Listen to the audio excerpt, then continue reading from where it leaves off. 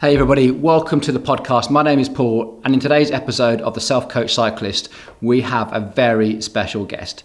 His name is Paddy Finn, and 5 years ago, Paddy suffered from a quite traumatic heart episode in a swimming pool where he was literally dragged from the water by the lifeguards and rushed off to hospital, suffering from both atrial flutter and atrial fibrillation. So this podcast is really about Paddy's journey from that point 5 years ago to just recently completing an Ironman distance triathlon.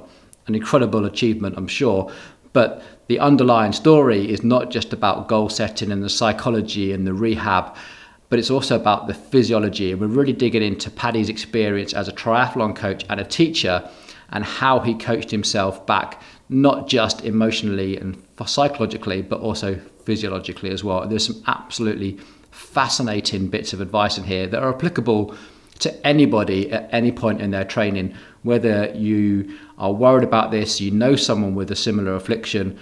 This is going to be relevant, I think, to anybody. Just enjoy it. It is a really interesting interview. And if you like what you're listening to, please feel free to like and subscribe, and please leave your comments. We're really, really keen to hear your guys' take on it as well. Okay, here we go.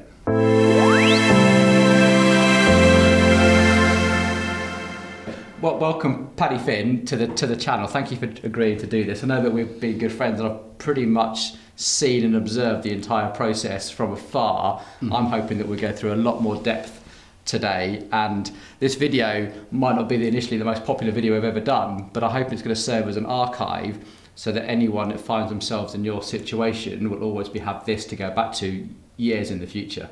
And I think it's going to be fascinating. So you've made some notes. I've made a very, very broad plan and I'm going to put this up on the screen so that you guys can see, but to talk you through where I'd really like to talk about today, what I think will be find interesting is the transitional journey from the day it happened, the day your heart attack happened, up to the point where you completed your Ironman. That's a hell of a transformation over 5 years. Yeah. Is that right? But then also want to look at if you could remove yourself from the situation, go up in a really high building and try and look down on the situation and look at yourself, what that might look like at those stages.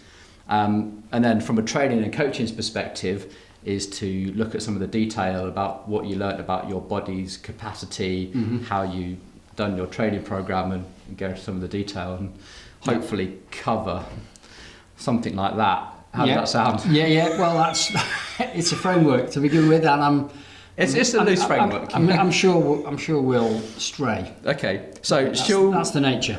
Shall we start at the beginning? Yes. Okay. Let's go back to that day in the swimming pool. Right. Well, going back to the day in the swimming pool, there is a little bit pre that, but I'll talk about the swimming pool. I'd already been diagnosed with an issue with my heart. It's an arrhythmia, but I was okay. Been told it was okay to exercise, and this was relatively soon after I'd been diagnosed. So I was still fairly fit because I'd been, training regularly for triathlon, and at age group level. 2017 in September, I'd been in the World Championships. Rotterdam, of course. In Rotterdam, yeah. Which went very well. But to skip forward, I was in the pool, I was swimming, and I just thought, well, I need to, so I've been doing some steady swimming up until then, and I thought, well, maybe I'll just push it a little bit as I would normally, pre the issue. And I got to the end of the set, and I was just cooling down, ironically, and then I was just as I approached the deep end, I was like, something's not right, and it was like big time not right, like, oh yeah, I don't feel I've got the strength to actually finish the next length and a half, and it was a very strange feeling. It wasn't like a big pain, it was just like, oh, this is not good. Anyway, but I decided that... Was that sense of impending doom that you get taught in first aid? It was, yeah. It felt like if I didn't get out of here soon, this was going to be really bad. Okay. You know, this was going to be. You sensed that. Yeah, yeah. Sense. Oh, yeah, Okay. yeah. This was like not quite a dread, but it was like I was conscious that this didn't feel right. Okay. So I decided to take an extra couple of lengths to get to the end of the pool, knowing I couldn't get out of that end because I didn't think I'd be able to get up the steps. And then I turned, big push off, and my plan was to get to the water, where the water was shallow enough so I could walk. So that didn't take many strokes, and then I stood up and I just leaned on the water because I was like panting by then, and it was like and I just leaned on the water until I got to the end, and at the end I would just sort of put my arms on the side of the pool and just sort of hung there as if I'd done a really hard set. So did you feel like you had to fight for that? Was that? Yeah. Oh yeah. Like, it was like, and it was gasp, you know, sort of panting. Yeah. Okay. And which, you know, I knew something was wrong. And who else was there? Was the pool busy? Pool was pretty quiet. Okay. But fortunately, there was a young lad who used to be in he was in my form, in sixth form. And he was working there, and he knew that I'd had an issue with my heart. I had an issue with my heart. Okay. And so he was off his little chair, you know, because he was the lifeguard, off his chair, jumped down, was end of the pool because he could see I was obviously struggling, and he just asked me 3 questions. First one was, "Are you okay?" I said no. He said heart. I said yes. He said ambulance. I said yes, and he was gone. And you were still in the pool? I was still in the pool. Was anyone coming to help at that point? Yeah, so they obviously pressed some alarm as he was sort of like, hang on, another guy, Andy, one of the duty manager, arrived, like, just like that. So they sort of swapped over and they got me out of the pool, and they got an ambulance, and the ambulance was there in about 3 minutes. That's incredible. So, yeah, I mean, I was very lucky, very lucky. And then, so... And did you have the defib attached in the pool, or was that... So I did look up heart attack just to check, and heart attack is a blockage. I didn't have a blockage. I had a thing called an atrial flutter, which basically means, which is different to atrial fibrillation. Atrial flutter means that there's no coordination between the upper chamber, your atrium, and your ventricle, the lower chamber. And so you just get this crazy circulation in the top part of your heart, which means you're not really getting any oxygen to your brain and anywhere, okay, yeah. For muscles to be straight. So when they got me out, they put me in the recovery position, and I was just like, I was dead fish on the floor. Anyway, the ambulance guys arrived, oxygen. They eventually got me into the chair, and I will do this. The paramedic took my wrist and then just stared at me, like, what is going on here? Okay. Anyway, so then they could feel something fast and rapid, or was it because they didn't feel anything? So my recorded heart rate was 260 beats a minute. Oh my god. Which is, so it isn't really beating, and it's just like, fluttering. Anyway, so then it was blue light to Lancaster, whereupon, as we were going down, got one paramedic driving, the other paramedics like sort of stood there keeping an eye on me. Now I didn't hear the question the driver asked, but the guy who was stood there said, "Oh, if that happens, we'll just pull onto the hard shoulder of the motorway and we'll do him there." So basically they thought I was going to have a heart attack. And I was, it was going to be like... And you were conscious of that decision-making process? Oh, yeah. Oh, I was very awake. I had the oxygen on, and I was just like, come on, we don't need any lights in Lancaster. And then I had the fun bit, which is in resus, where I've never had this much attention in hospital. Straight to resus bed, and there were like cannulas, there was stuff, they were doing ECG, monitoring my heart, ECGs and all the rest of it. And I had 3 doctors, I had 2 staff nurses around my bed, just like talking in very highly technical stuff with deadpan faces. And eyes that looked really worried. And did you find that reassuring that they were talking in that language, or did you pick up on their body language of concern, or can you remember? The fact that there were three of them, I'm thinking, well, this is the whole of Rhesus. They've got 3 doctors here. Okay. You know, so, you know, this is Lancaster. Yeah. You know, this is not, and it's like they've got 3 doctors there. So when they make this decision, they're making it as a team here. So what do we think's best to do? So I'm sort of aware of this, and I'm sort of bang, bang, bang, bang, and you've got the oxygen on, and I'm like, okay, guys, come on, make a decision. And then the bizarrely funny thing was there was an auxiliary walking past the end of the bed, and this auxiliary had a packet of crisps, and I remember he had a packet of crisps because he put his hand in the packet of crisps, put a mouthful of crisps into his mouth, and then he looked at the screen that was just to my right, and he just pointed at it and carried on chewing. And I'm like, yeah, I know it's high, mate, just you can go, just carry on. And he just stood there. So I actually called one of the doctors and said to the doctor, any chance you can get rid of that person? They weren't my exact words, but you can imagine. Okay. And they went, yeah, oh, right, thank you, can you get some oxygen? Anyway, so the next thing they said is, and they took the mask off, and they were bringing another mask, and I said, oh, you're going to put me out? He said, oh no, it's just oxygen. And then I was gone, boom. Immediately, I took one breath in. I thought, that's not oxygen, and it was like, doof.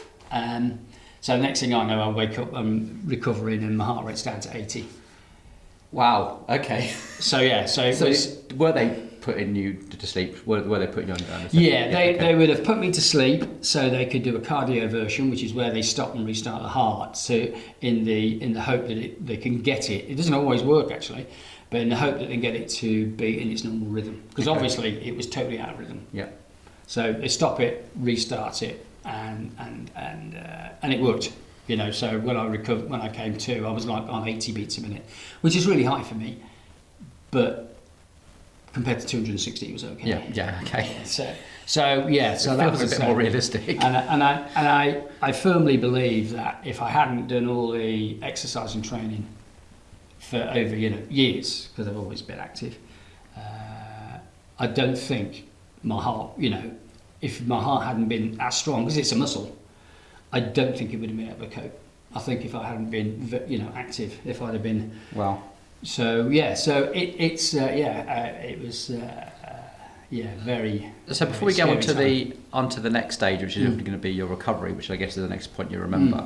If you could, like they do in cartoons, like the little ghost comes out of the body and almost looks down on the person. If you could imagine yourself doing that and looking down on yourself on that hospital bed, what do you think you would see or feel if you could look at yourself in that situation from an observer? As an observer, I think I'd be. I think I'd notice how relatively calm I was. Interesting. Which has surprised me, because I thought I'd be panicking, but it's actually you're in such a position that you can't have any more adrenaline. Your heart is going at such a rate, and it was just like, okay, just things need to happen now, and it was just a matter of like being calm. And do you think that was a trust thing? Did the I think it was trust, because I had no option. Okay. I had to trust these people. They were the only people who could sort this out, and I was, That's a good.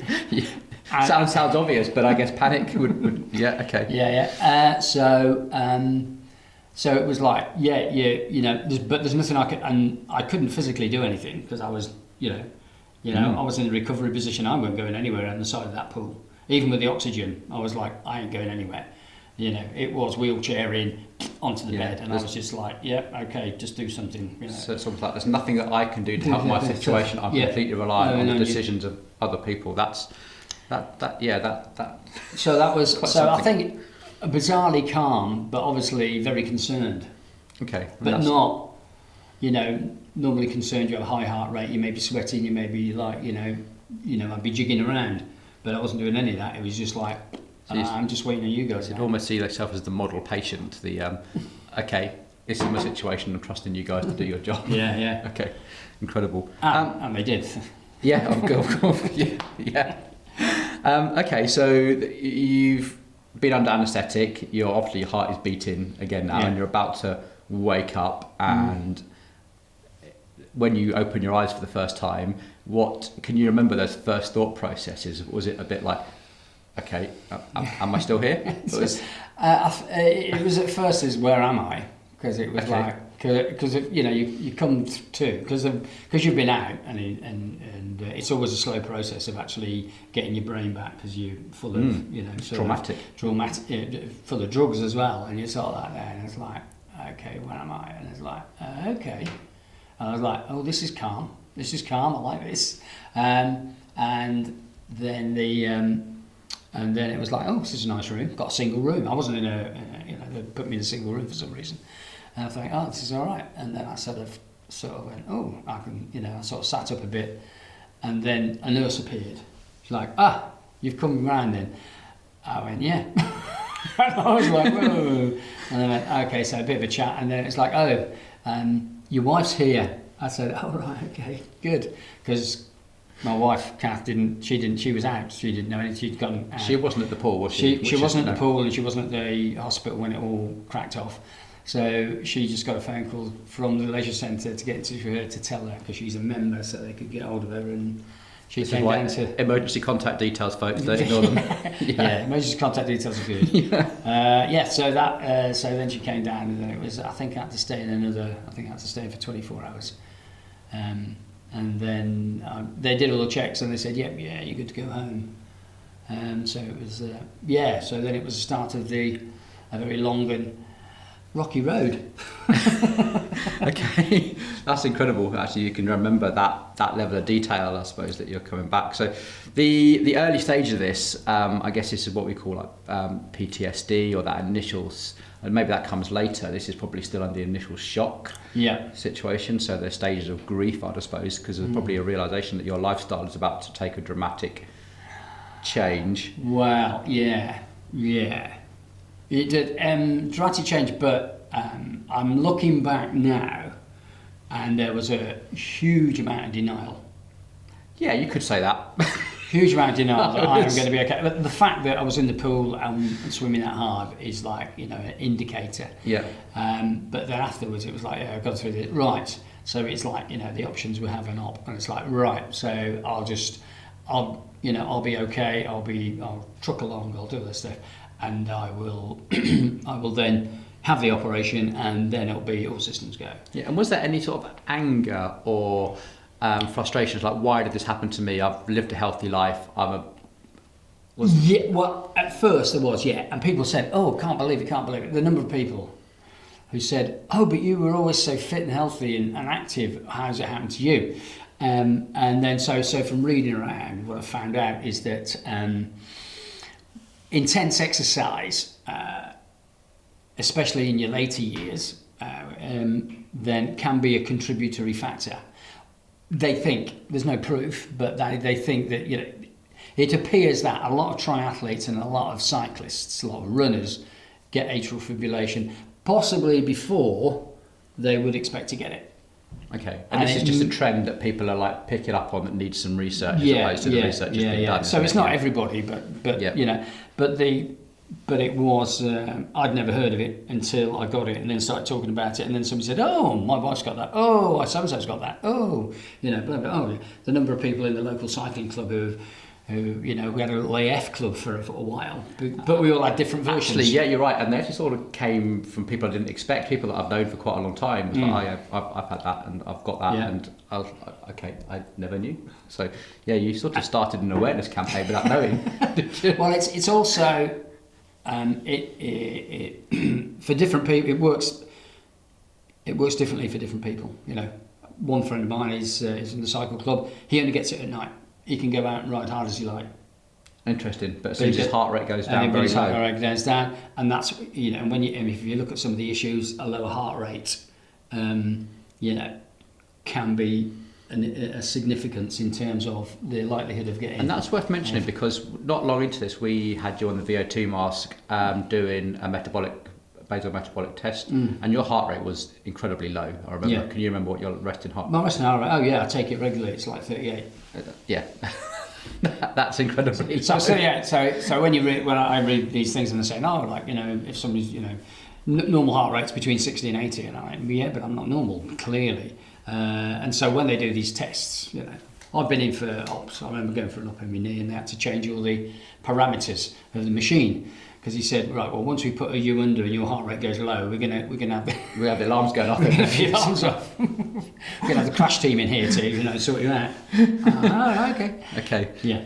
So we're going through these stages, and I remember there was a lot of frustration. I'm just trying to remember the Paddy that I knew then, and there was a lot of pent up, like, I just want to get going. Why is this happening? I remember being frustrated at the process of how long it would take to see all the various consultants and what the pathway was. You had a plan in place. After about 6 months, do you say that you've had all the tests and? No. Okay. No. It felt like 6 months to me. It might have felt like 6 months. Okay, so going back, so the feelings, I went through a stage where I got quite depressed because I couldn't do a lot of things. It coincided with some life events, so I'd retired from teaching in the July, and then the first event happened in the October, and then this later event happened early the next year. So I'd gone from sort of having a real identity of a teacher. So my then concern was, after the episode we've just talked about, was that what happens if that, I wouldn't want that to happen if I was stood in front of a group, and I didn't know when it would happen. So I withdrew from coaching, sort of like at the Tri Club and at MacDeck, and also I couldn't train. You had another episode, didn't you? Did I remember? Right. So that wasn't the only heart attack, was it? No. Well, it wasn't. That wasn't the only episode. No. Okay, the episode. Sorry. So I'd gone from being, fully employed, and I think I was pretty good at teaching. I was coaching lots of places, and the plan was to finish teaching, carry on coaching, carry on training. Mm-hmm. And suddenly that all fell away, and it had a real effect on my self-esteem and who was I. And I can remember having those thoughts as, who am I? If I'm not a teacher or a coach or an athlete, I've got, I'm a husband and a father. Two very important things. So I can do those. What else can I do? But in terms of my immediate social circle, it's suddenly like it all fell away, and I could feel it falling away because I wasn't getting involved in things. It also coincided, and in this period of this illness, I also lost two of my brothers to cancer. So it was just like, one on top of the other, and it was like, and so I did seek help, and I got counselling from through the NHS, which worked really, really well. Really, it was. I couldn't believe that 7 sessions later, I could have a different mindset. So that was, and I think that's often the part of illness that people don't sort of talk about, because it stops you doing stuff, and that impacts upon you as a person, on your self-esteem. Absolutely, yeah. It's even just the smallest of injuries can change someone, let alone something as life changing as that. And so, the counselling must have really helped. Could you feel that transformation starting to occur session by session, or was there like a transformative session that just went like, that's the message I'm looking for? We charted. You do a questionnaire at the start of every session, and they charted it. And I actually went, after the first session, I actually went down, and then it started to pick up.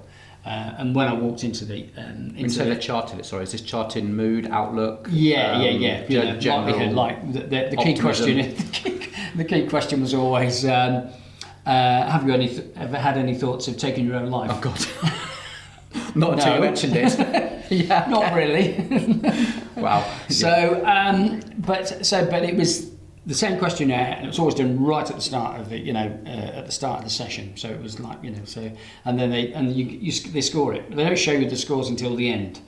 till like you're like, well, in my case, ready to leave. So the second one went down, the next one was up a little bit, and then it just generally gradually was picking up. But I can remember walking, I'd parked the car and I was walking to the session thinking, I don't think I need this anymore, which was a really, for me, it was like, oh, and it wasn't like I'd gone through it logically. I was like walking along going, I don't think I need this anymore. Just in my sort of outlook on life. Went through, did the chat, and the counsellor said to me, he said, Paddy, I don't think you need this anymore. I said, yeah, interestingly, that's what I was thinking as I walked here. And so we both, and then he showed me the chart, and it was like, so it had been, sort of definitely depression, almost, sort of. I'm going to interrupt you because I want to ask the question that's on my mind, probably on everyone listening right now. Yeah. On that box that said, have you ever considered, did you ever consider? Oh, no. Okay. No. Good. No. Far too many things to do. Because then I started thinking, well, if I can't do that, what can I do? And I was sort of getting things in my, sort of like, okay, so I could do this, I could do that. And I was lucky in that as the part way through the counselling, then I got offered a bit of work. So that was good because though I didn't really want to work, it actually gave me something to focus on other than me, which is quite good. And it actually says, oh, somebody thinks I'm worth something, so that's okay. So yeah, so that sort of started the ball rolling. Then I started getting back into a little bit of coaching. So I started, slowly getting back to through stuff. Vision for Adventure. This was teaching. I did Vision of Adventure later, and I did a little bit here as well. But it was the teaching to start with, but it was part time, and slow and steady, a little bit. Yeah. So really sensible. That really helped the head. Okay, I'm going to try and skip ahead a little bit. Yeah. So to the point where because you had several operations, didn't you? And yeah. I'm probably going to skip to the point where the final operation, right? Where because the first ones didn't quite work, did they? And then you eventually had to go back. Yeah. And just to try and not make this go on for hours and make you relive absolutely everything. But I think the final one was transformational. Did you feel like that was the last one? Did you feel like this is the last operation I need, or were you still fearful that there might be another one in the future? Or well, I've read around it quite a bit, and basically it's often you're lucky if it works first time around. So having the second operation. Okay, so you're already prepared for that. Yeah, so I sort of like, and it didn't work, but then they gave me a cardioversion. Me and cardioversions are good friends now, and that actually worked for a long time, but then I have different episodes. So after this second one, I was thinking, I think this is going to be, this should sort it out, because they'd sorted out the atrial flutter. So that was cool. So and that they was did good. that by burning parts of your heart. Yeah, they cauterize. Yeah, they go in through the vein in your thigh, up into your heart, and then they pop through one side of your heart, from one side of the heart to the other. You just think about the logistics. Yeah, it's mind blowing. Yeah. These people are clever. Yeah. These people are clever. So you haven't got a pacemaker? No, nothing like that. It's just the operation. Just the operation. Okay. And on the recovery from that, what I'm trying to see, was there a point where you sort of went, I'm okay now? Or is that still to come? Before the second, I knew the second operation was coming, so I thought, right, I'm going to exercise regularly at a low level, and I gauged that by nose breathing. I would be on the flats at 11s, cycling at 10 miles an hour, just nose breathing. So that closed my mouth, because I knew if I was nose breathing, I couldn't get to that panting and sort of elevating my heart rate too much. Yeah, in fact, actually I remember this, because one of the local bike shop, we don't sell bikes here, we would have done it, they lent you an e-bike. I seem to remember. I actually I bought one. You brought an e-bike. I bought. It was a member of the one of the MapDeck sort of coaches. So said to me over a beer or two, "Why don't you get an e-bike?" And I was like, and then I did, and it was the best. I didn't ride it very much, but it was the best thing I did, because it got me out on the road again. And I've had some good times. It was great seeing you in your cycling kit again. That just getting ready and going out and getting on a bike and going like, and it fitted. You managed to keep yourself pretty. Well, yeah. So what that meant is that I could do something. So when it came back to road biking, I judged it and I sort of went on the flat. And everything that I did, I was walking, I wasn't running, but I wasn't doing much walking. Swimming, I would swim 25 metres, stop, make sure I got me, I wasn't out of breath, then swim another 25 metres. And this is in the pool? And this is in the pool, 25 metres. And that was quite traumatic, getting in the pool again. So one of the questions actually was, were you, in fact, we've got some questions here from some of our viewers and friends, people we coach, and one of them is, do you have any fear of getting back in the pool? Every time. Really? Every time. Still? Yeah. Wow. Every time. I've done a 3.8k swim, but I get in the pool and I go, okay. Or get into the lake. It's like a bit of apprehension. So that PTSD is still very much. It's and it's so far it's all been good, but I'd gone 14 months before and everything had been fine, and then it just sparked off one time. And all I'd done was I'd sat and drank my decaf coffee in the morning. I was just doing some work on the laptop, got up, went to make a phone call, walked into the conservatory, turned around, it was like, whoa, it's gone. And this is the gap between Operation 1 and Operation 2? Yeah, this is pre-Operation 2. Yeah. So since Operation 2, I don't think... Since Operation 2, so to go back to it, I'd done a bit of steady training because I wanted to be fit for the op, because I knew I'd have to have a little bit of a break, but I didn't want to just sit around and do nothing, because then it'd be a real haul to get back to fitness again. And then also do I have some idea of what I was capable of doing, so then I'd know, right, I could do that after the op, let's see how that goes, and then I should be able to get up to that level at least, and beyond. Cool. And I remember you being downstairs in the turbo training studio with the heart rate strap on, just almost experimenting. Yeah. Like just watching that live heart rate trace constantly and just going, what if I just do that, or what happens then, and what happens then? And was that helpful? So the interesting thing about heart rate is there's in Kendal we have an arrhythmia nurse who will advise you on things, and I chatted to him on one occasion saying, well, my heart rate seems to be doing this, that, and the other, and I said, and I'll look at it, and then even when I slow down, it's still going up. He said, all right, that's probably because you're looking at it. Really? He said, yeah. He said, don't look at it. So, okay. So I cycled for a long time with not monitoring my heart rate at all, which sounds weird. And that's where the nasal breathing... That's the nasal breathing. Because if I was just breathing through my nose, belly breathing, nose breathing, just taking it nice and steady, I know that it's not going to... And sometimes I just go, yeah, it's fine. As I'm going along, I just go, yeah, it's fine.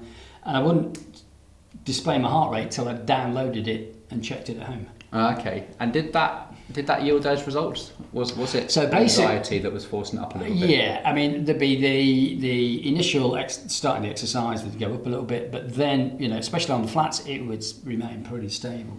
Okay. And then because that was working, I thought I'll carry on that, and then I introduced very small hills. So in this stage of your recovery, when you're experimenting with what you're able to do, what you feel comfortable doing, I guess what your family feel comfortable you do. Yeah, that was an interesting reaction. You're doing. Yeah. Again, if we can just pull yourself out of that situation and look down on the Paddy Finn that was moved away from world champion triathlete to this point, what sort of man would you be looking at this point? Probably a more cautious one. Cautious? Okay. Yeah, although someone would say you're taking quite a lot of risks. So someone would say, but then it was if I didn't do something, I was going to do something, and and I guess that I knew how my body felt. Okay. And I was going on, RPE, rate perceived exertion. If it feels okay, every time I went back and looked at the data, when it looked okay, hey, the data says it was okay. So I could almost tell you within 5 beats what my heart rate was doing. I was like going, but it's about this. Yeah. And later on, more recently, what I'll do is every now and again I think, my heart rate's this, and I'll, 2 beats out, never mind, right, and they go along. But it was very, very careful. I mean, I was cycling on, level ground down at 11s on the flats for a long time. Yeah. Before I started going anywhere near anything with a rise in it. So this makes me think a little bit about rock climbing. Go with me on this. And that is what looks very dangerous to the observer, i.e. you're doing sport when you've just had this, should you be taking it easy, to the person that's in the moment who's got the skill, it's actually feels quite safe because they're in control. And do you feel like you could pull on all your expertise as a coach and an athlete to always plan, do, review your own body, and felt like you were in control and you had the confidence to go out on a bike ride, whereas other people were looking at it and going, oh, I can't believe he's doing that? Is that? Well, I think there's a couple of things there. Is I've spent 20 years doing triathlon, so I've got a fair idea how my body reacts in those. And before that, I used to fell race and So I don't know. So I've got a fair idea of what's going on. Yeah, that's what I'm alluding to. Yeah, you've got a really good understanding of your body. I've got to understand what's going on. And then when I'd go out, it would be like I would always err on the side of caution. If you like the coach was sitting here going like, yeah, you can go out, but if it just feels too hard, just back off. Yeah. And sometimes I'd back off, sometimes I'd cut it short. And if I wasn't feeling 100% and there was a bit of a rise, I go, I'll just turn around. I'll just go up and down this other flat road. It's okay. I'm out. It was just a joy, just to be cycling up and down the flats and looking at the views and enjoying the sunshine. And it was just like from where I was, if you like, when it was really down, when it was like shit, I won't be able to ever do this again, to here I am on my bike in the sunshine. Isn't this fantastic? Mm-hmm. Yeah. So it was, and so I from my low point, I'd set my aims at, if I can just get out and ride a bike and enjoy it and cycle with friends, don't have to race, racing. Racing was never really on the horizon. Interesting. So I take that back. In that first year, it was like, why aren't I better now? After another year and a half, 2 years, it was like, I'll be just happy to go on the bike and be out and ride regularly and be social. So completely reframing. So I had to reframe what I could do. Okay, so from why aren't I better now, why aren't I recovering so quickly, to like, well, at least I can get out and enjoy this beautiful countryside and go riding with my family. Okay, so there's going to be another transition that we need to talk about sometime, which is when that starts to go, well, actually, maybe I can race. Yeah. But before we get onto that, I want to talk, because there was a small matter of a pandemic that came in the way of your recovery. And what I'm really curious about is whether you think the length of the pandemic and getting into hospital and that treatment was actually beneficial in terms of taking that longer time to recover, or whether you thought it impeded your recovery. I don't think I actually got any. I don't think the pandemic affected my ability to get in. In fact, the fact that I had no other issues and I wasn't likely to contract COVID, I think I probably got in to Blackpool for the second operation quicker than normal. Okay. And weirdly, in a way, like when I first went for my first consultation, it was like a ghost town. There was nobody there. Wow. It was, here's a mask and you go do it. And then when I went for the op, it was pretty quiet still. Yeah, and I guess it's the stage when everyone was at home, so no one's out getting drunk or fighting or anything like that. No. So in a weird way, it may have helped. Wow.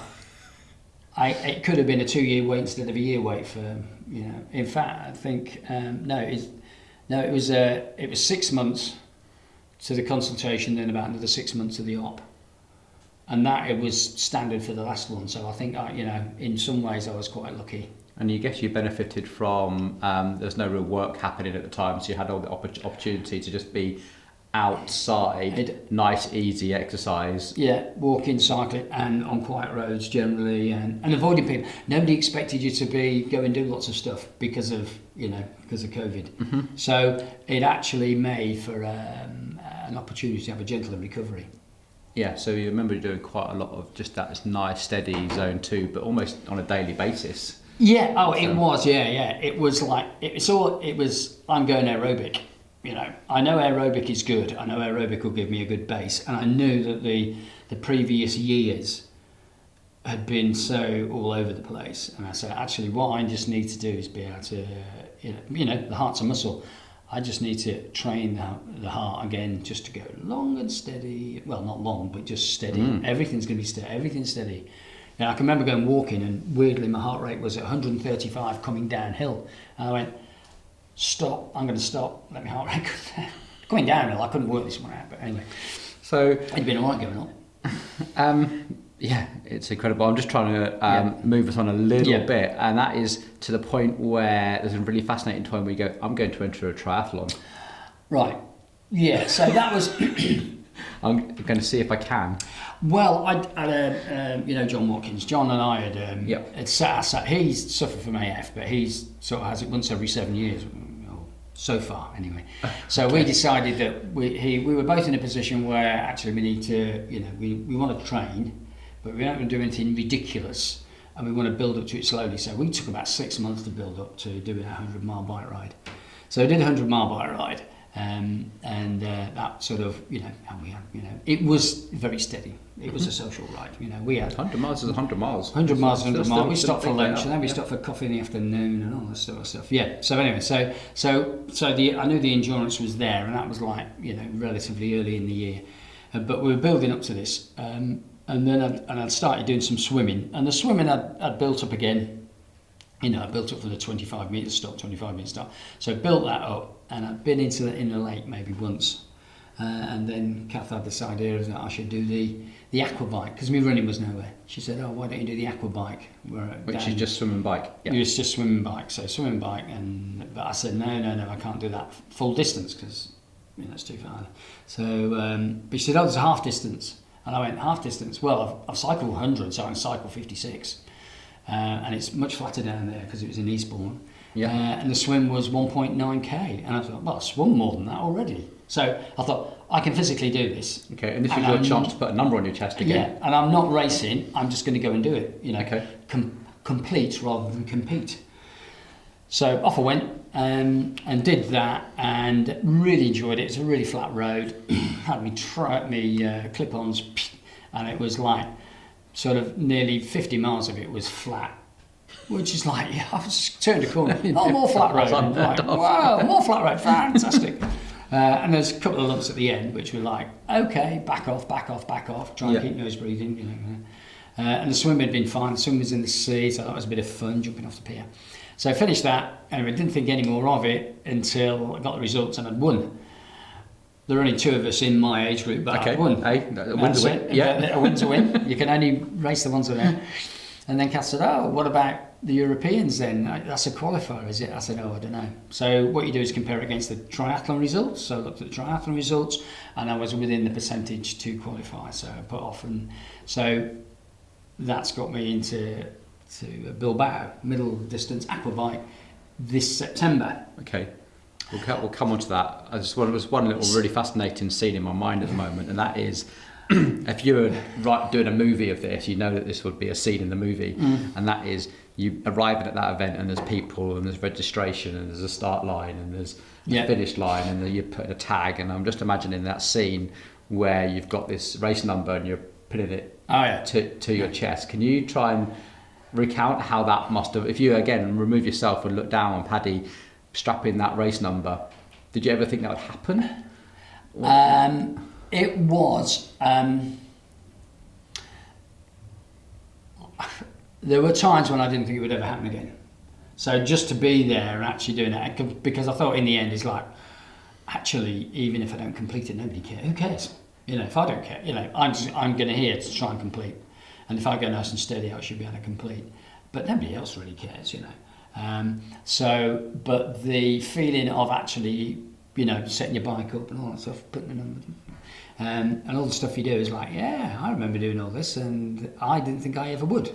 And I think it helped in that because Kath was racing as well, so we were both going through that same. She was doing the full distance, so we both had that focus on the event, and so it was good to have someone alongside who understood. So that was good. But yeah, so it was. Was there some emotions there? I can imagine that. Well, I mean, yeah, there was apprehension. There's the apprehension. Really, I get quite methodical when it comes to race prep. I just like to have things so I just go through and go, and so that was it. And I remember I slept quite well, so things were all okay. And I knew we were moving out the accommodation, so everything was, got everything in order, and that's how I like things to be before a race. The real emotions was as we were walking along and looking at the pier, thinking, "Shit, I'm going to jump into that sea." And I haven't done that for ages. And as it got closer and closer and closer, I could feel myself very apprehensive. And I was looking. I got chatting to a guy, and we were both like, "Have you done this before?" No. It looks quite deep, doesn't it? It looks quite a long thing, isn't it? I can feel it already. Yeah, fear of water. Okay. And you because you're not doing it's not a mass start. Yeah. You're all doing it. It's a rolling start. So it's jump, and some people would just go straight away, and some people didn't. One guy had to be told twice. I'm like, oh my god, okay, and, so it's okay. So it was like, so it was like when I was there, I was like, I'm just like, as soon as he says jump, I'm going, because if I don't go first time, I won't go, And what I realised is there was a bit of a tide, because I was thinking I'm going to jump on someone's head, but of course the tide just took them away. So there's a big space, and he said jump. It was like bump, I popped up, and it was like, yeah, that was almost the best moment of the whole race. I popped up out of the water, and I was like, well, and I looked around, and I floated away. Oh, I better start swimming. Well, I'm here, I'm doing it now. I'm starting to sweat. So, and it was like, right, just be calm, and that was my whole sort of mantra through the whole thing. Is like, have fun but be calm. And of course, there would have been a finish line as well, like crossing. Crossing the finish line. Finishing line. The finishing line was good, and got to the finishing line and thought, God, if only I could have done the run training, I could have probably done. I felt good enough to, if I'd done the training, I felt fresh enough at the end of the bike to actually do the run, if that makes sense. That's amazing. So this is roughly, just a quick timeline, this is about 4 years from from first episode to now. So this is 4 years it's taken you to get to your first finish line in 4 years. Essentially, which must have been really emotional. There was just an overwhelming sense of satisfaction and pleasure, and because the run down, you've got a couple of you get up on the cliffs, and it's just a run down, and I was just having a ball and just going past people who were scared of going down hills, and I was just having a great time. And then coming, I was almost like, oh, I wish this wasn't ending. That was just really good fun. So sort of come in, sort of clip off, and then you have to run through this thing. And I was like, where do you go? Boom. And it was like, and the. So this is an aqua bike, but you're picking about running. Oh yeah, but you have to run park your bike, rack your bike, okay. And then you just run through the finish chute, which is 200 metres or something. Okay. And it was just like, yep, pop, ba-dum, and it was like, yeah. I remember how to run. I'm just going to jog this, mate. Okay, so I'm imagining that drive home with Kath, who she did quite well in that race as well, I believe. Yeah. And was there like, I think I could have done more? And did you get the raised eyebrows from Kath at that point, or did you get enthusiasm? No, I just sort of said that. What I say was, I think I could have done if I'd done the run training, I felt good enough to that, because Kath was doing the longer race, so I was supporting. I was walking up and down. I did probably about another 10k, just walking up and down, going to different parts of the race, going, yay, well done, and all that sort of, that good stuff. So so it was so a really, really positive, really good result, and probably the most emotional bit was like coming through the hills, because it was like, I really, really got to calm down here. Okay, that was still on your mind. Oh, calm yeah. Calm down. Don't go for it. Change down the gear. Get in the easy gear. Just twiddle. It's okay to stop if you want. And were you still going to that nasal breathing safe place, or were you sort of? It was quite hard, because it's quite hard on those. On the flats, it was easy. Just tuck your head in and just go at a pace. Mm-hmm. You want to do, and don't worry. At first, for the first few miles, 15, 20 miles, I was with this group. We were sort of going leapfrogging each other. And then they sort of went away, and I was just like, don't matter. We're doing this for different reasons. It's good to show, if you're racing endurance, you don't really need to get your heart rate up that high, do you? No. Well, that was why it sort of made sense. Mm. So have you had your heart rate up high? Have you pushed it? I have. Well, no, I haven't pushed it consciously. Up until very, very recently, but it does sometimes just go high. It goes high on running, and sometimes it'll go hard higher on the bike if it's like a long hill. But then what I try and do is just, if I know it is, then I'll bring it down again. So you're still very much in the throttling stage, I guess, isn't it? Where you're still very aware that something's there, and you still haven't felt like you can put your pedal to the floor and go for it. No, there's a still, it's like having a restrictor on your car engine. But of course, with an endurance athlete, with strength, power, speed, obviously, and catabolic energy production, is all those formula come together, I guess, don't they? To say that you can still go fast with very little cardiac and metabolic cost. Yeah, with the right sort of training. So and that's one of the reasons why I went back to strength training. And I thought, well, if I don't want to be at that high end, then how else can I do it? I can do it on strength training, and I'm not putting my heart rate at that high, but should get, I'll get the benefits from it. And was that ever a recommendation from doctors or part of the rehab, was to strengthen things up, or was that just your coaching knowledge? Sadly, you don't get that. You don't get that. Okay. Apparently, I've been given the name of a consultant who I could probably pay a lot of money, who would probably tell me to do it gently. Right. Okay. So I don't know. I don't know. I think we'd have to get. I don't know whether there's any experts out there who would say this is how you probably not quite there yet, are we? So the next phase in this is somehow you've gone from completing an aqua bike to doing a triathlon. The run, you've said, is a weakness, and running is quite a hard sport to get into because it immediately skyrockets your heart rate. Like, you can control it on a bike, you can go out flat, you can control it in a pool because you can do a really nice gentle stroke and stop at the edges. Running's quite hard to control your heart rate because the difference between a walk and a run instantly. So step by step, then, before you could even enter a triathlon, you need to get to the point where you could feel confident at least running rather than walking. Would that be fair? So what was that? When did you sort of set out on a trot, a run, to see, let's see what happens? Yeah, when did you have that confidence? I'd done a little bit, I think, before going down to Eastbourne to do the aqua bike. I'd done a little bit of, I thought, I'll do catch to 5k. Which I sort of abandoned after I managed 4 or 5 weeks, I think, and I abandoned it. And I think, I was thinking more, I need to get me biking up, and so I'd left it. And then it wasn't until the following autumn that I thought, right, I need to do some, if I want to get back to any sort of running, I need to do something about it. You need to do some running. So I need to do some running. Yeah. So I was trying to get a bit more walking in. And then I went back to the catch 5k, and it was literally 10 minutes walking as a warm-up, 1 minute jog, 1 minute walk. It might have been 1 minute jog, 2 minute walk. Yeah. Just so, because, and I did do a little bit of watching my heart, but and I did that on the first time round, and I thought, right, if I just start watching my heart, I'll just not do anything because my heart rate just shoots straight up.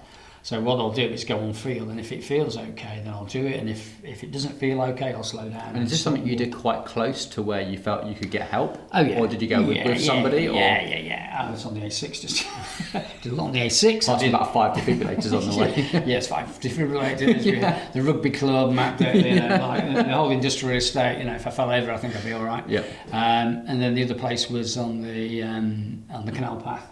Okay. So start at the leisure centre, loads of people, So it was lots of not much off-road running, and then built it up from there and went very slowly. But classic catch to 5k. And the day that I got up to running for 20 minutes, jog. Yeah. Was like okay, this looks like it might work. Okay. So this is getting realistic. But by then I'd already committed. You're already committed to the Ironman? I'd already committed to the Lakesman, yeah. So that way. So you'd already signed up to an Ironman and not having run 5k yet? Yeah. That's brilliant. Oh yeah. Well, that's one way of setting a goal. Well, I had 9 months, so So it was after 9 months? 8 months. It was after doing the aqua bike. And was that, I'm just trying to think, because I guess with the time limit, you must have got pretty close to thinking, well, if my swim time is this, my bike time would be this. Yeah. I could probably get away with fast walking the run and still finish in time. Still finish in time. Was that something that was... In my head, I thought, right, the swimming and the biking's going fine. It's a matter of extending that. I know I've already done 100 miles. Last year I've already done 100 miles, so 112 I should be able to do that. Swim, I know I can extend as long as I go steady. The run would be, if it's a run walk, it's a run walk. And if it's and I knew it was laps, and I thought, well, if I bail out after lap 1 or lap 2, who cares? I don't care, because I wanted to go and see. I wanted to have something to aim for that was taking me beyond where I was, and have a very real focus. And can you recollect any of the reactions from other athletes, your family, about that decision? Yeah, Kath was the full, I think was her question, because she entered the half. Yeah. And I said, I'm going for the full. She said, the full. I said, yeah. I said, with raised eyebrows? Yes. Okay. Well, it's just, the tone of voice. It's like, there was a question, really? Okay. And I said, yeah. I said, if I don't get, if I don't complete it, it don't matter. I just want something to aim at. Okay. I want it needs to be challenging, and it needs to be, because then it will get my focus. And then I didn't tell anybody for a long time. I didn't tell anybody till about 2 or 3 months. I found out through Kath, Kathleen, and I was like, okay. Well, that was my reaction. I was 2 or 3 months out before I actually, because somebody mentioned on Facebook, saw that I was entered. They were doing it, and they went, "Oh, I see you've entered Lakesman, Paddy." And it's like, "All right, it's on Facebook now, so everybody's going to know. So I might as well just just say, yeah, I'm doing Lakesman, yeah." And then of course you might full or half. Yeah, it's like, I think my response was pretty consistent. I think I'll be all right swimming the bike, and I think the run we'll just see. Yeah, it sounds like you put an awful lot of thought into it. And there's a lot of planning that went into it, a lot of reviewing past experiences. It wasn't a decision taken in a way, it wasn't taken lightly. It was taken fairly quickly, I guess. It's a month or so after the thing. And just very quickly, was there ever, because obviously people will be watching this, was there ever a concern about the event organisers and going, I'm going to enter this event knowing that I've got this condition? Was there ever a sense of am I being irresponsible on behalf of the event organisers, or was it no, I've got this under control, I can't see that I'm any more of a liability than anybody else? Well, you fill all that in. You put all that when you enter. They say any issues. Okay, so they would have been aware. So one, they're aware, and two, I was carrying medication. So I've got in my phone, I've got sort of medication. So if for some reason my heart did suddenly just go off, I could take that and then bring it down. Okay. And then they take me to hospital, monitor me for a bit, and go, "Oh, you're okay if you go home." Okay. But that hasn't happened. But I always carry that, and I've got some pills and a little bit of gaffer tape, so I can put it up my wetsuit. So if anything happens, I can go, "Excuse me, I've got some pills up this leg. Yep. Take these pills from my leg and give them to me. Okay. And life will be a lot better." So so there's So the answer is no. Essentially, you felt like you had it under control. Okay. You had these systems in place. You had answers for questions. Yeah. Okay. And actually, in the case of the Lakesman, one of the people who's I think he's assistant director of something, he's a friend of mine. So he knows what I've been through, and he knew I was entered. So he didn't say anything. So yeah. So that was the build up to it. Excellent. So then there was the training to go up to. I just want to drill down to this a little bit. So did you set yourself a training program?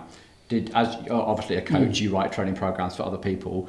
Did you write yourself a training program, or did you get a coach to do it for you? Or I sort of read around and I found one that I looked at it and I thought, okay, so that makes sense. I can see how that's building up, and it was based on time rather than sort of heart rate or anything like that. And it was like, okay, that fits for me, because time is good.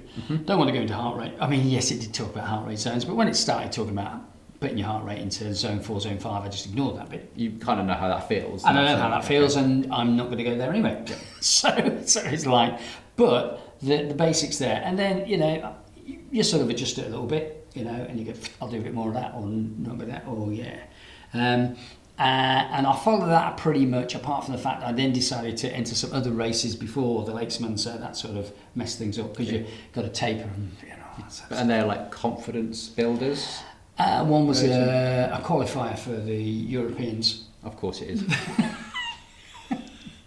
And you qualified? And I qualified for next year.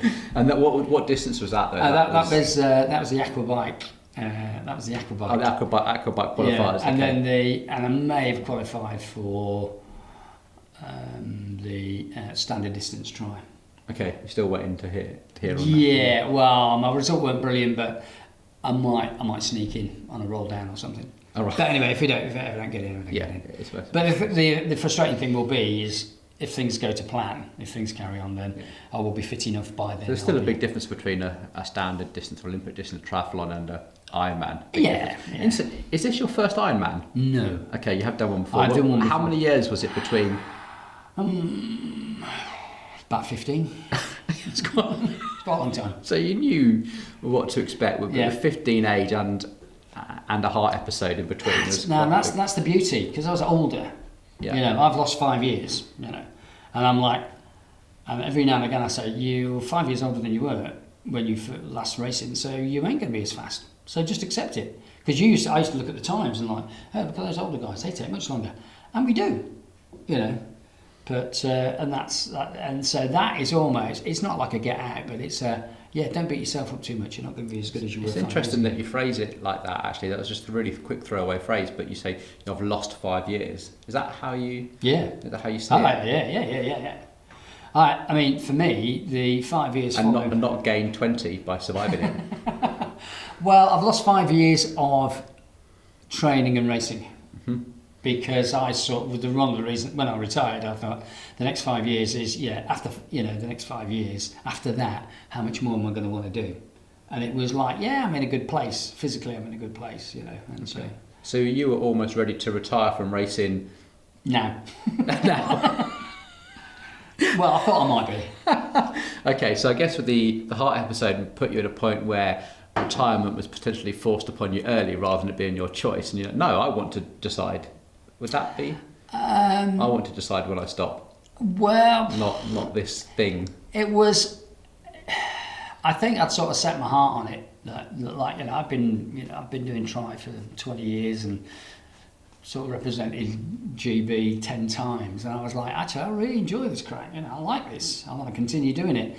And so it was a case of, right, this has got in the way. If I can get in a place, I realised after a while I might be able to get into a place where I can actually go and race again, as opposed to just socially ride or whatever it is. Yeah.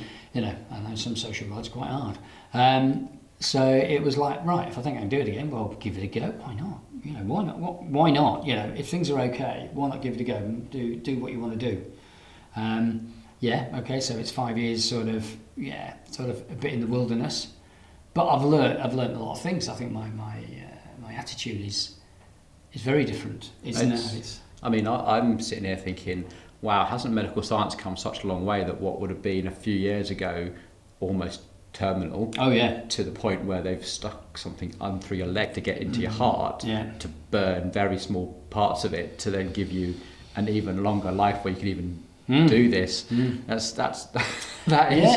And there is, and it may be the case that if it had happened later, I wouldn't have been in such good condition, and it may have been, the results may have been different. Yeah, or maybe if it even happened in your 50s, you might not have even had the technology to have done the operation. So, it's just lots of different ways. There's lots of different ways of doing that. Okay, so I think we need to sort of finish this off by roughly talking us through the Ironman. We've got to the start line. Yeah. You've done your race prep. Are you feeling confident at this point? No, I'm going to get in a big lake with lots of other people, so I was quite anxious. Okay. And so I can remember getting in and going, I'm just going to hang around the back and let people go.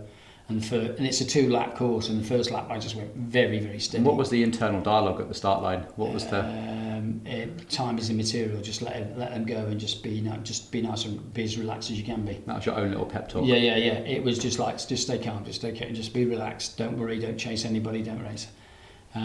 Almost don't race. Just go. It's just a swim. Do more. Cold. It was a grey day. It was cold. It was a grey day. It was like, yeah, this is not, they're all going rah, rah, rah like they do on all the, and I'm like, I'm not really rah, rah, and I'm just like, I've got other stuff on my mind. And the swim went okay? Swim, first lap was slow, steady, Go to plan.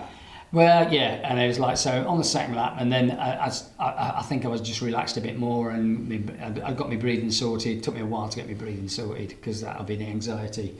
And then the second lap was like, and I was like, God, it's the last bend. We're going straight in now, and that was great. Sort of settled into it. Yeah, settled into it in the second bit, which is a pity, because it takes you nearly 2k to warm up. it's a long warm up, isn't it?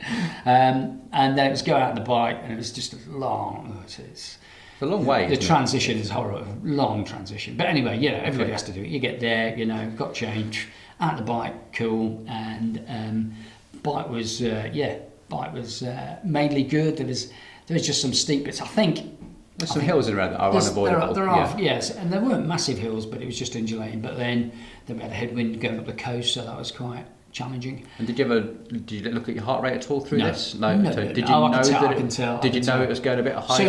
Soon as the breathing was pressure, I was like, I know what's going on here. Let's calm down. And there's an irony. They have a little loop on the top where you do this same bit of coast again into the headwind. And I was going round to do that. I think it's Allenby. You come into Allenby, and I was thinking, it's only from Allenby up. It isn't all that other stuff that we had to do. And I was like, oh, great. Oh, headwind, in go, and it was like, and that was almost the moment when I sort of, in my internal dialogue, switched from, God, this is really hard, I'm going into the headwind, so like, I'm going to go into headwind again, but it doesn't matter, because it's only short. And it actually flew by that bit. It was just really, and it was just like, pumped down, and then there's then a bit of a drag into Keswick.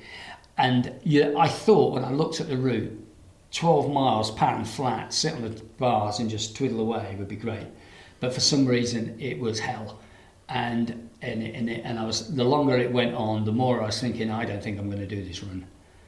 Oh, really? By the time 2 miles out of Keswick, 12 miles. Yeah, that's 12 miles. It's along the A66. Mm-hmm. And with 2 miles out of Keswick, I basically decided I'm not doing the run.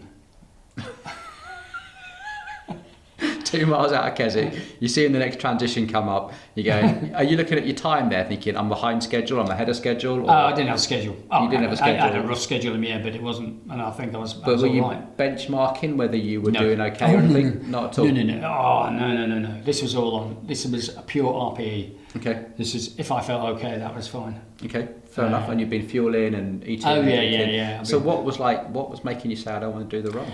I think it was probably, I hadn't done that much flat time trialing. Okay. And so this third lot of, so you're just 12 miles. Sore my quads are aching, because you go the A66 out, time trial, then up and down, then all about the coast.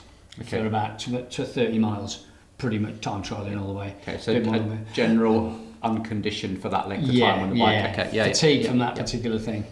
And so and I was coming in, I was like, I was feeling okay, but I was like, I definitely feel tired.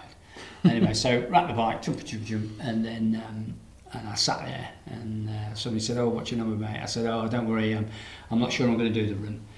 And then this lass comes up, and she goes, number. I went, 206. Because she asked me in such an abrupt way, I went, 206.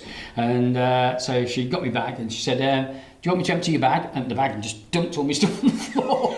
I was like, right, okay. And then I figured, I need to put my running shoes on anyway, because I've got my cleats on. So I ain't going to walk around in them. So I changed my socks, put my running shoes on. And then another guy says, oh, you're all right, mate? I said, I'm just a bit tired. And he said, are you going to do the run? I said, I don't know. He said, well, just try one lap. And I was like, well. And then they took my bag away with my bike stuff. That's how it starts. And then so I sort of walked out the tent, sort of jogged. I was like, started off at the first 200 metres. I was like, I ain't doing this. And then after about half a mile, you go past the start-finish where everybody is, where your friends are, lots of people cheering, lots of noise. And by then, my legs were just feeling a bit better. So I thought, I'll do one lap. And then I did 2, and then I thought 3 at least. I'll do 3, yeah. And I was tiring, and then by the time I was coming back on the 3rd one, I was thinking, right, if I can do the 4th one, the 5th one I'll definitely do. It's the 4th one's going to be the tough one. Okay, so you have to do 5 laps. So 5 laps. Yeah. So you've done 3. You've passed the halfway point. Yeah. So having done endurance, you get to that point where you're going to come this far. I can't stop now. And I was like, I'm still within the time cut off. So. Oh yeah. And there are still other people out there and chatting and all that stuff. Yeah. Okay. Still enjoying it yourself. The support was amazing. Yeah. So then it was a case of right. So sort of, and Kat and my wife was there. She'd done the half, so she was there, and so every lap I said, "I'm just doing one more. I'll just do one more." Can you imagine? Was Kath cheering you on, or was she like, "Oh my god"? I think when I went out for lap 3, she was like, And then when I came back for that, I said, "Look, if I do this 4th one, then the 5th one will be easy." And I'm doing lots of walking, so off I went. And I was doing lots of, on the last lap was great because it was a lovely day. And was the 5th one easy? Views. Sorry. And was the 5th one easy? It was easy. I caught up. Well, I was jogging, walking with this other couple of people, and we were having a crack and I said, "Yeah, well, this is it, isn't it? I don't mind. It's our last lap. We can walk this." They went, "Oh, is it your last one? We've got another one after this." And I'm like, I suddenly went, "Wow! Oh my god! I'm in front of somebody." Okay, and then there's just so the finish line. Finish line was like I'd done all the emotion. The emotions were really.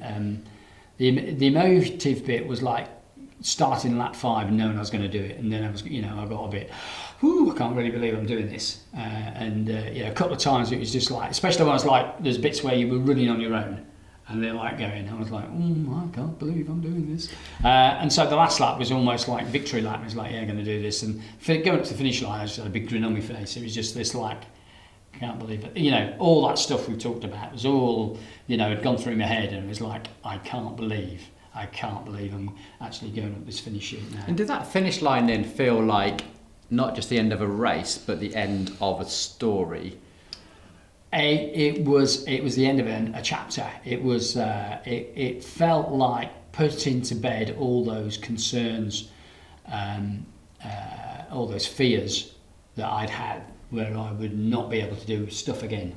Okay. And it was definitely right. I proved it to myself, and I proved it to other people. I can do stuff still. Ironman is definitely stuff. not that anybody else was, worried about me proving it, but it was like, tick. That's a big tick, and that's like I can actually probably put that to the side now. Yeah, if only a finish line was to have some sort of symbolism, that's. For me, yeah. I mean, and that's what, when I was coming home, it wasn't that sort of victory, and it wasn't tears. It was just being very, very happy, very satisfied that I was going to finish this thing, and it didn't matter. I didn't even look at the time. I didn't look at the time for about 3 days because I didn't actually care. It wasn't the important thing. The time wasn't important. It was getting over that finish line, and that was just like, So. Congratulations, Paddy. Thank you. It is an incredible story. I mean, just recounted it here. I mean, we've probably gone on for quite a long time. I don't think it matters. Every single minute of this has been absolutely fascinating. Congratulations. It's not just like completing an Ironman, but it's completing an Ironman with like an extra challenge and stuff as well. So, we've got some questions from various members. Right. I won't go through all of them, but we'll try and do them a bit quick fire. So, if you could have known I had a DNA test, which you can do now, and it picked up that you were likely to have AF, would you have done anything different in your life? I would, if possible, I'd have been monitored regularly. But then, it still might have happened. But it still might have happened anyway, Okay. Still would, yeah. Were there any warning signs that you think you dismissed before that first episode? Was there anything that was like, maybe something's not right, I might go and check that out? Not really. No. If I'd have known about the likely triggers for AF, then I may have changed my lifestyle, because they are intense exercise, caffeine, alcohol. So I've now taken out the alcohol and the caffeine. Fair enough, yeah. So I don't want to trigger it again with the villa. Okay. And do you think you're throwing more caution to the wind now in terms of living life? I don't think so. Because, I think it hit the kids really quite hard. Because they thought, basically Dad's indestructible. Here he is. Dad's off. Yeah, apparently. At sort of 60, still competing for GB, and like sort of doing amazing things. So, am I more cautious? I'll probably think about things a bit more. Maybe. Okay. And do you feel like you have an extra challenge to overcome each day because of this? Does everything feel like you're carrying around an extra burden or an extra... I think there's a concern. I went swimming this morning and I was like, make sure you take your blood thinner, have I taken my blood thinner? Yes. Have I got my pills? Yeah. Am I covered? So there's a little bit of that. I'm going to go for a bike ride this afternoon. I'm going to right, make sure you've got this, and all this. Yeah. So I think previously I'd have probably not been as cautious, mindful of stuff, of things, of looking after, making sure I've got everything that I need. We're going to pray I'll get away with it. Cool. And until now I am, pretty much. Yeah. It's I guess it's always going to be there, isn't it? It's just that thing, isn't it? Yeah. Which kind of leads on to the next question, which we'll skip past, which is the fear of getting back in the pool, which actually we've covered in quite a lot of depth. So I think we've answered that question. So here's one. Can you remember the day you had the confidence to push the heart rate? Now, from what you talked about, I don't think that's happened yet, has it? Or is there a time when you went, actually, today I'm going to just see what happens if I go... I have been pushing the heart rate, but not sort of consciously until we were doing some hill reps on Potter Fell from the far side. Yeah. And I was like, I thought, I'm on the bike, actually, I'm going to monitor my heart rate. And it got up to 146, and I thought, that's enough, thank you very much. Okay. And, backed off as much as you can on Potter Fell, because it's just pretty steep. It's steep, yeah. But then the next rep, I was like, right, don't bang, don't go flying at it. Start steady, and then I kept it down again, and kept it to about 138. So I was like, right, I'm really getting the hang of not overdoing it. Okay. So maybe that day is still to come, or maybe never comes. Well, the thing is, the heart rate it has been up to like 156, 161, but we're talking about running. And I can feel okay. Not brilliant, but I can feel I can do this, and then I look at the trace, and it's like gone up to 156, and then, but the pattern. If you looked at the pattern of traces, almost every run it goes up high, and then for after about 50 minutes just drops down, and then you look at the pace line. The pace line is exactly the same. Heart rate comes down to about 110, and just stays at 110. Yeah. For 5 miles, 10 miles. Yeah. You're like oh, so, and it's just that. I think it's probably exacerbated that the effect of starting running that everybody gets, but my heart seems to be particularly sensitive to it. Yeah. Most of the time. Sometimes it's all right. So I guess the very quick way of saying that would be, would you take a VO2 max test? No. Yeah, we go. So we're probably not. Why? So more to the point, we're probably not at that point where you go, okay, the reins are off, let's go. We're still, and probably, so now the achievement is done, will you back off or continue pushing yourself? No, I'm going to do, continue pushing. It's probably an interesting way of putting that, whether you're going to achieve something like that again, or whether you're going to push and become better, faster, further. It's two sort of only in a very will I get faster, further? Well, I don't think I'm going to go further. I think Ironman's probably enough. I'm going to do the half next year. Got Bilbao. I'll probably go quite hard, but I'll still stay within that in your comfort zone. RPE. Yeah. Whether that means I'm going faster because I'm fitter is that's the thing. Is it, can I produce more power for the same output? Can I produce more power for the same input, if you like? That's where the focus is now. Okay. Yeah, that makes an awful lot of sense. That's our questions. I hope that's. Is there anything that you feel like you made some notes there? Is there anything you feel like we haven't covered? If you were to give anyone who's watching this who might be in a similar position, or is there anything advice that you would like to say, sort of closing words to go? AF is a very broad umbrella, and so it affects different people in different ways. Some people only get it when they exercise. Some people get it, like I said, a friend of mine only gets it at night. For a while, I had it all the time, but that didn't mean to say I couldn't do much. I just had to keep everything, at a really low level. So it's not. If you're aware of what's going on, you can manage it. That's for the AF. A great book that helped me, if you or somebody who's got it, is The Haywire Heart. Sure, we'll put links up in for this. Which is Chris Case, and then there's also the Arrhythmia Alliance and the British Heart Foundation. And they don't always agree with each other, but definitely read around it and find out as much as you can. So there's help out there. Take it. Yeah. Yep. And I think if you do have AF, and you want to continue to exercise, I think nose breathing is been a real winner for me, because you can still do stuff, but it gives you that self-regulation without checking your heart rate all the time. And these things on the wrist are next door to useless. I wouldn't trust them at all, and the heart rate straps are mainly okay, but they don't always work. But yeah, so being in tune with your body would be the being in tune with your body, like I say, the white coat syndrome. You look at your heart rate, and I've actually watched it go up while I've been stood still. I'm going, it's still going up.